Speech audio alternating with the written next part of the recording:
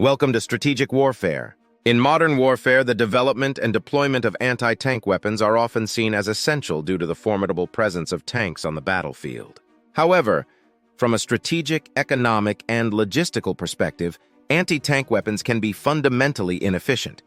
Today, we'll explore why anti-tank weapons fall short in terms of cost-effectiveness and overall damage infliction compared to other types of ordnance. First, let's consider the production costs. Anti-tank guided missiles, ATGMs, and other specialized ordnance are expensive to produce. The advanced technology required for guidance systems, armor penetration, and delivery platforms makes these weapons costly. In contrast, high-explosive bombs and artillery shells can be mass-produced on assembly lines at a fraction of the cost. Their simpler design and production processes make them far more economical. Now let's talk about human assets. Human soldiers are the most valuable assets in any military.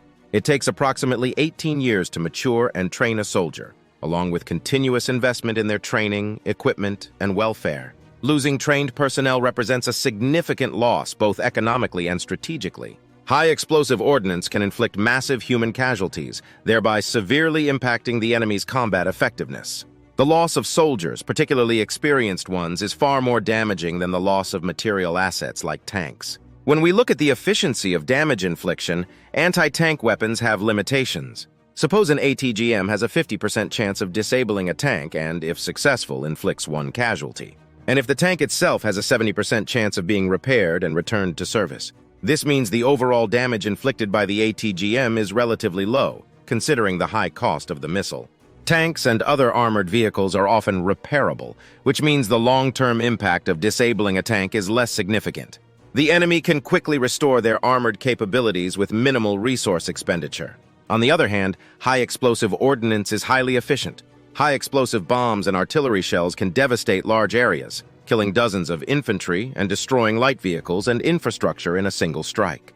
The impact of these weapons is immediate and irreparable, leading to significant strategic advantages. A single high-explosive bomb can inflict 20 to 40 times more damage compared to an anti-tank missile, and at a fraction of the cost. This makes high-explosive ordnance far more efficient in terms of both economic investment and battlefield impact. From an industrial perspective, high-explosive ordnance can be produced in vast quantities using existing industrial capabilities. This scalability ensures a continuous supply of effective weapons at lower costs. Anti-tank weapons require specialized production facilities and materials, limiting their scalability and increasing their overall cost.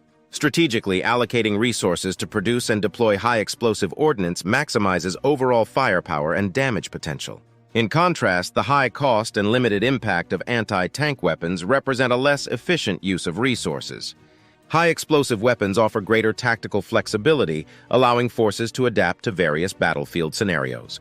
Anti-tank weapons, being specialized, are limited in their application and effectiveness. This analysis also underscores why tanks are such valuable assets on the battlefield. The presence of tanks compels the enemy to invest in anti-tank weapons and tactics. This adaptation requires significant resources, diverting them from other types of ordnance. Every anti-tank weapon the enemy deploys is one fewer high-explosive weapon they can carry. This reduction in high-explosive ordnance means that your units are exposed to less overall firepower, decreasing the potential for widespread damage and casualties. Tanks force the enemy to respond not only on the battlefield, but also at an industrial and organizational level. The need to produce, deploy, and support anti-tank weapons complicates their logistics and reduces their overall efficiency. In conclusion, anti-tank weapons, while necessary for countering armored threats, are fundamentally inefficient when considering their high cost, limited damage potential, and the significant repairability of tanks. High-explosive ordnance offers a more cost-effective and devastating alternative. Tanks, by their very presence, force the enemy to divert resources to counter them, thereby reducing the enemy's high-explosive firepower and overall battlefield effectiveness. If you found this analysis insightful, don't forget to like, subscribe, and hit the bell icon to stay updated with more strategic warfare insights. See you in the next video.